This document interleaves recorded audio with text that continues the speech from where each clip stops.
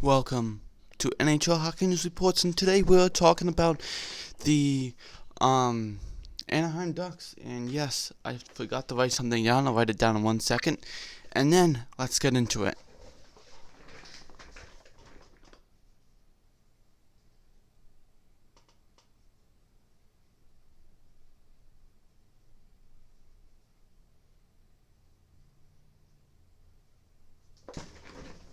Sorry about that. I looked out, I was like, I knew I missed something, but I felt like I didn't. So let's get into it. So, Anaheim Ducks season preview. I know I haven't done one in a while. I finished my whole series. This is my last one, so yes, I haven't done one in a while. I've done my new series, and I kind of will do that during the season. Or how well did they draft by team? I will do that during the whole 2019 and 2020 season. So, or halfway through it, how much I get done, we'll see. But let's get into it. So the Anaheim Ducks, let's start with the previous years. So 17-18 stats were 44, 25, and 13, 101 points. Round 1 loss, San Jose 4-0, sweep them up. So first of all, this team was always in the playoffs. You know, a team that never really lost, like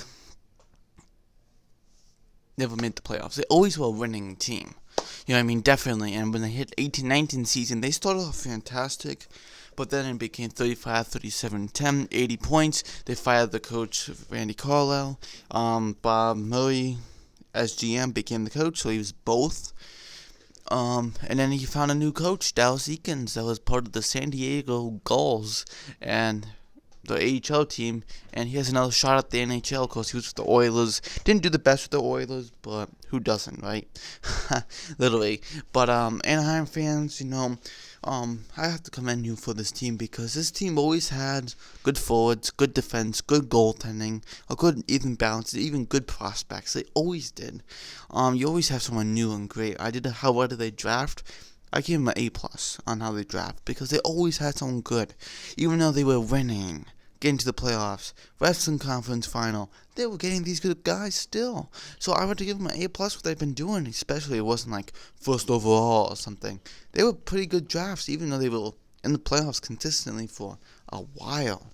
So definitely not make the playoffs was a stinger to them. They couldn't score. John Gibson was tired. Ryan Miller played fantastic, definitely, but too bad. So the ones who have left was Corey Perry got bought out by the Anaheim Ducks. Great decision because get rid of that $9 million contract because he bought it out. You got to pay more. You have to still pay, but Perry, you know what I mean. He didn't play well with Anaheim last year. Injuries mounted up. He was kind of shocked. Well, why wouldn't you? Because I don't know why he was shocked. I was like, didn't you know this probably was coming your way? But he was kind of mad about that. So now he's with Dallas, and he's going to try to prove to them, saying, look how good I am. Look how good I was. And look, I can still play good, even though, despite my age. Ben Street went to the Devils. Jake Dotchin went to the Blues. And Andre Suster is still a UFA. So definitely, those guys are still out there. Well, I mean, Suster is. Well, there's a bunch of guys still out there no one signed yet. I'm not just talking about RFAs, I'm talking about other ones too. And some new ones here we have is Nicolas Deloyer, and of course he was from Montreal Canadiens, so I know him very well. As a fourth liner, left winger, you like him. He works hard, he's a tough guy, he'll play what he does. Last year wasn't the best year. 17-18 season, 10 goals, he had a breakout season. Really played really well when everyone else had a bad season. So, whatever. But definitely you'll like this guy.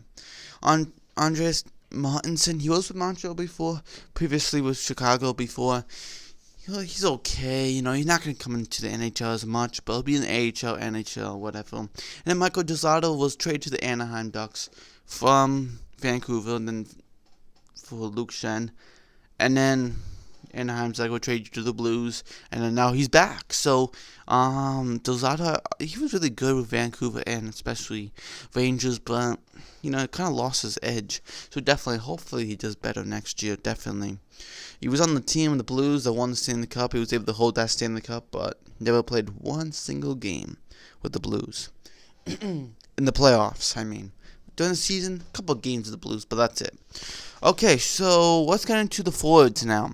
On the first line is Raquel, and we have Ryan Getzlaf and Andre Kase. Definitely, I like Andre Kase. He's an absolutely fantastic goal scorer. I think we just saw just a little from him. He was injured, career-ending. Well, not career-ending. What am I saying? Season-ending injury. So he lost 1 year, but that's okay. He'll come back strong and ready to play, definitely. Carter Rowney, we have on the second line, we have Adam Henrique and Jacob Silversberg. Jacob Silversberg is a good player on the right side, definitely a great shot. Wanted to be back in Anaheim, and he was, so congratulations, Silversberg. It's been a while since we talked about him, but Henrique, second line center, he's okay. He used to be better, but for the Devils before, most known for. And then Carter Rowney, he's become that guy for them. On our third line, we have is Troy Taylor. He's becoming that guy. Of course, a lot of these guys, it's good to know that Dallas Eakins knows a lot of these guys from the San Diego Gulls, like Terry Jones. He also knows Steele. He knows Sherwood. He knows Lundstrom. He knows Comswa. He knows those guys. Definitely, and he's win with them, not just we lost with them. He's been successful with these guys, so definitely these guys coming up, exactly what they are. Not like, well, I gotta find out how he goes and how he works. No, he's like, well, I already know how he does this. Does this, and that. Boom. You know what I mean? That's how you know. So definitely a great coach for them and a good fit, definitely. Moving on to the fourth line is we have Nick Ritchie, Grant, and Sprung. Definitely a good fourth line, Ritchie, Grant, Sprung. You know what I mean? Definitely pretty good. And then you have some extras here like Dion, Delorier, Kessler, of course, on the LTIR, so he won't play for the rest of the year, for the whole year. And you have Eves. We'll see how he does. Probably will be the goals, and then he might be up there. He used to be a fantastic player until he got that disease, and it was just like, wasted talent right there. Just what a great player he was. I just love what he did with Dallas, and then when he got traded at the deadline to the Ducks, and they went all the way to the conference final, with the Western Conference final, and just always like Eves. He was always very good. And then you have Comswa. We'll see if he makes it. I hope he does. He's a fantastic player. Steele. We'll see how he'll probably be part-time. Kluros, maybe. Lundstrom looking really good. Martinson, like I told you, he's okay. Sherwood looking pretty good. And they just drafted Trevor Zegras, a great center, talented. So definitely this guy probably won't play next year, maybe the year after, but has a lot of talent, and they have a good future prospect pool, definitely. Reviewing the forwards here, I do love all the forwards here. They always had a good amount of forwards, good defense, good goaltending, good prospects, like I said. There's always been a good of that. There's never been, well, we have a gaping hole right here. They never really had that. So definitely, good forward depth. Getzlaf's getting older, of course. Perry, looks weird that he's not on this lineup anymore, but hey, whatever. Happens. Defense. So looking at defense, Lindholm, Mason, Fowler, Holtz, and then you have Gurriel, and then you have Lawson, Dozado, Malhotra. Definitely good defense. I like Josh Mason. He's looking really good. Another draft pick they picked up. Drafted their own. Lindholm looked good. Fowler, we'll see how he does next year. He's been a little injured, have been a little stagnant, but we'll see how he does. Gurriel was the whole from Buffalo, from Montour in the first round, looking pretty good. Lawson, looking pretty good. He's going to become that guy, hopefully, for them. And then Delzado, maybe scratched. Hopefully, he can find his touch, like I said. But Holter looks like a good defenseman. So, this team didn't make the playoffs last year, but they do have a bright future, even though it's only been 1 year, definitely. Goalies next. We have goalies, and goalies are John Gibson, Ryan Miller, Dorsell, and Kevin Boyle. I put 4 on him. Gibson is a great guy, often he gets tired out, and performance goes down. That's what happens. What are you going to do? Ryan Miller played absolutely fantastic last year. We'll see if he can do one more year. one more year on his contract, but I always like Ryan Miller. He's always a very good goaltender between Sabres, Vancouver, and Anaheim. You know what I mean? Definitely, I always was a fan of him, and definitely he's a great guy. Dorso looking pretty good. He'll be in the goals, and then you have Kevin Boyle who put up his first shutout in his first game in his debut. Of course, he won't do that all the time, but it's pretty special for him, definitely. Moving on to our cap. And before we do that, let's also talk about next. I want to talk about the goalies. This review. Gibson, I like. Miller, two good goaltenders, definitely. And he has some good players from the AHL for goaltenders, definitely. Moving on to our cap space, they have $8 million, so no one has to sign. You don't have any RFAs that, like, oh my goodness, you gotta sign this guy. With the teams don't have to do that. They're like, we can just sit here, have a good summer, and not worry about it. Like Kyle Dubas, he got worried about it 2 seasons in a row. Feel bad for that guy. And all the other ones have to sign.